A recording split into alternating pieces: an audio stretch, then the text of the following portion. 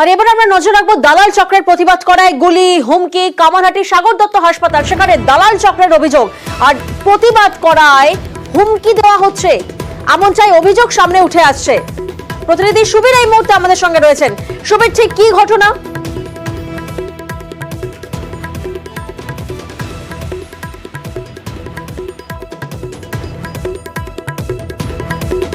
সাগর দত্ত, কামারহাটির সাগর দত্ত হাসপাতালে দালাল চক্রের অভিযোগ, প্রতিবাদ করায় দুষ্কৃতীদের হুমকির অভিযোগ।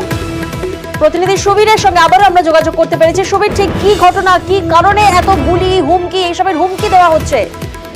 দেখো, গত 7 মাস আগে কিন্তু কামারহাটি সাগর দত্ত হাসপাতাল, সেই হাসপাতালে দালাল চক্রের রমরমা চলছিল এবং সেই জায়গা থেকে পুলিশ খবর পেয়ে দুজন দালালকে গ্রেপ্তারও করে এবং সেই জায়গা থেকে তৃণমূল কর্মী শামশেদ আলী তারা কিন্তু প্রতিবাদ করে এবং গোটা হাসপাতাল চত্বরে দালালদের যে ছবি, সেই ছবি টানিয়ে দিয়ে যারা মানুষ তাদেরকে সচেতন করে এবং সেটাই কিন্তু সমস্যা হয় এবং সেই জায়গা থেকে এই যে শামশেদ আলী, তাকে কিন্তু সেই জায়গা থেকে দুষ্কৃতী যারা রয়েছেন তাদেরকে পুলিশ গ্রেপ্তার করে এবং অনেক কিছু দুষ্কৃতী রয়েছেন তাদের কিন্তু অধরা থাকেন, তাদেরকে পুলিশ গ্রেপ্তার করতে পারে না এবং সেই দুষ্কৃতীরা কিন্তু শামশেদ আলীকে এখনো পর্যন্ত বর্তমানে তারা হুমকি দিচ্ছেন এবং গুলি করে প্রাণনাশে মেরে ফেলারও হুমকি দিচ্ছেন বলে অভিযোগ। এবং এই ঘটনায় কিন্তু শামশেদ আলী এবং তার পরিবার যথেষ্ট আতঙ্কে রয়েছেন, তারা বাইরে বেরোতে পারছেন না, তারা গৃহবন্দী অবস্থায় রয়েছেন এই হুমকির জেরে। ধন্যবাদ সুবীর।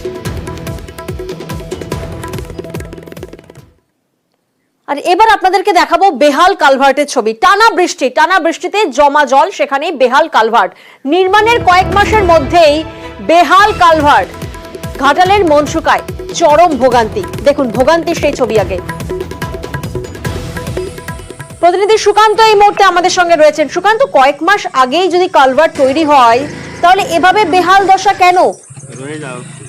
দেখো প্রিয়াঙ্কা, যেটা জানা যাচ্ছে যে পরিকল্পনার ঘাটতি রয়েছে, অর্থাৎ ঘাটালের যে মনসুকা থেকে ঘোড়ার যাওয়ার যে গ্রামীণ সড়ক, সেই গ্রামীণ সড়কের উপরে একটি কালভার্ট তৈরি করা হয়েছিল কয়েক মাস আগে।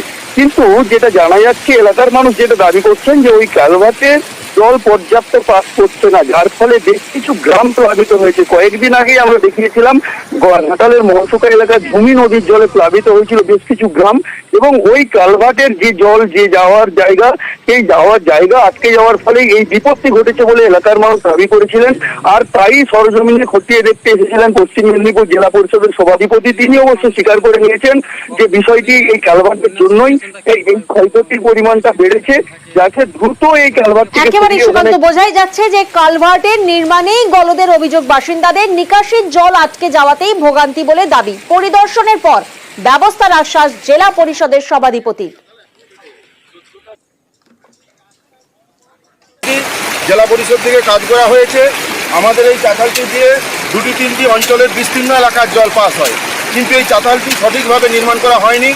এই চাতালটিকে মাত্র 1.5 ফুট ডায়ামিটারের পাইপ বসিয়ে দিয়ে চাতালটিকে কংক্রিটের বাঁধ করে ঘেরে দেওয়া হয়েছে, যার ফলে চাতাল দিয়ে জল পাস না হতে পেরে চাতালের দু সাইডে যে পিচ রাস্তা আছে, সেই পিচ রাস্তা দিয়ে জল পাস হয়েছে এবং দুদিকের পিচ রাস্তা 300 মিটার করে দুদিকের পিচ রাস্তা একদম শেষ করে দিয়েছে।